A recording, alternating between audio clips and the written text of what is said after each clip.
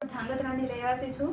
ધાંગધ્રામાં આવેલી રજવાડી હોટલમાં મહિલાને માન અને તેની સન્માનને લાંછન લાગે એવા કાર્ય કરવામાં આવે છે. ત્યાં આવેલી રજવાડી હોટલમાં શૌચાલયની અંદર અશ્લીલ ફોટા પાડે છે. ત્યાંના લોકો ત્યાં બ્લેકમેલ કરે છે કે અમે તમારા ફોટા વાયરલ કરી નાખશી. જો તમે અમારા ધર્મ પરિવર્તન કરી તમે અમારા ધર્મમાં આવશો નહીં તો અમે તમારા ફોટા વાયરલ કરી નાખશી. અને મને એવી ધમકી આપે છે કે જો તું તારા હસબન્ડને તો છૂટાછેડા નહીં આપે તો હું તારા હસબન્ડને છે ને હું મારી નાખશી અને છે ને તારા છોકરાને પણ અમારા તરફથી ખેંચી દેશી. એવી રીતે કરીને મને ધમકી આપે છે. પ્લસ કે એને મારી પાસે ઘણા બધા ટાઈમથી છેલ્લા 5 થી 6 મહિનાથી 2 થી 2.5 લાખ રૂપિયા કટકે છે બ્લેકમેલ કરીને છે ને મને પડાવ્યા છે. એમને મને એવું કીધું કે થોડા ટાઈમ પહેલાં તો ખજૂર અને ચોકલેટ ને એ બધું ખવડાવ્યું. પછી કઈ વસ્તુ મને યાદ આવી નહીં.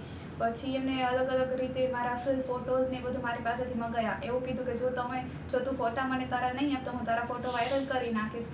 એ વીકના કારણે મારે અલગ અલગ જાતના મારે ફોટા આપવા પડ્યા છે. અને ત્યાં રજવાડી હોટલમાં ત્યાંના જ કિચનમાં નોનવેજ ને નોનવેજમાં ચિકન, બકરો, મચ્છી બધી જ વસ્તુ છે ને એની રસોઈ થાય છે. અને એમને આ બધી વસ્તુ મેં જોયેલી છે.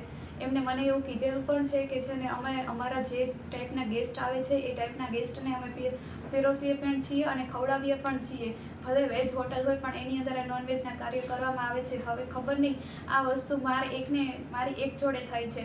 અત્યારે મારા એકની વસ્તુ બહાર આવી. શું ખબર કે મારા સિવાય પણ ત્યાંથી છે ને અલગ અલગ છોકરીઓને આવી રીતે બ્લેકમેલ કરતો હોય. મારા સિવાય કોઈક છોકરીઓની જિંદગી પણ ખરાબ કરી હોય અને એનું બહાર ના આવી હોય. આના સિવાય ત્યાં હોટલનો જે માલિક છે એ હોટલના માલિક પણ અલગ અલગ છોકરી જોડે અશ્લીલ હરકતો કરે છે. એના મેં મારી નજરે વિડીયો પણ જોયેલા છે અને ફોટા પણ જોયેલા છે.